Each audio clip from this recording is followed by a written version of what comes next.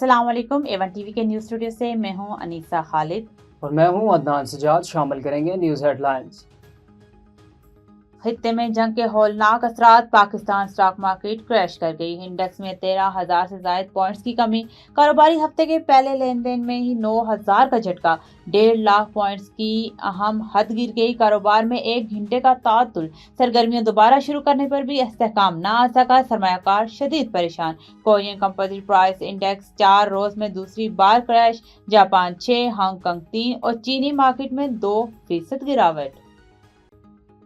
अब नए हुर्मुज़ की बंदिश से आलमी मंडी भी भौचाल। अमरीकी खाम तेल में भी 1988 के बाद सबसे बड़ा इजाफा। नरक 30% बढ़ने के बाद $118 फी बैरल तक पहुंच गए। बरतानवी तेल $119 तक पहुंचने के बाद आज $110 पर आ गया। G7 ममालिक का ऑयल रिजर्व जारी करने पर गौर। फाइनेंशियल टाइम्स के मुताबिक खबर सामने आने पर तेल की कीमतें $2 से ज़्यादा नीचे आ गई। सऊदी अरमको के गैर मामूली टेंडर जारी। बहरे अमेरिका रूट इस्तेमाल किया जाएगा।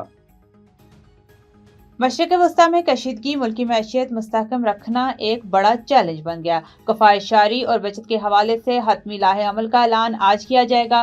बचत प्लान सनती और ज़रूरी शोबे पर लागू नहीं होगा। वज़ीर आज़म की ज़ेर सदारत अहम बैठक, अवाम के मफादात का मुकम्मल तहफ़्फ़ुज़ किया जाएगा। शहबाज शरीफ का खिताब, कहा माशी इस्तेहकाम के लिए ज़रूरी फैसले करना होंगे।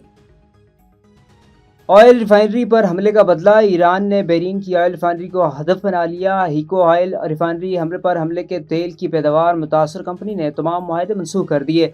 मुत्तहदा अरब अमारात की फ़िज़ाओं में धमाकों की आवाज़ें, हमलों की वीडियोज़ बनाने और अफवाहें फैलाने पर कतर में 313 अफराद गिरफ्तार। सेंटकॉम का मज़ीद 2 अमरीकी फ़ौजियों की हलाकत का एतराफ़, तादाद 8 हो गई। तल अबीब में इसराइली लीडरशिप शेल्टर तबाह। जनूबी लेबनान में हिज़्बुल्लाह का इसराइली फ़ौजियों पर हमला और रॉकेटों से निशाना बनाया। ये स्टूडियो से फिल वक्त इतना ही। मज़ीद किसी भी खबर से बाखबर रहने के लिए देखते रहिए A1 टीवी।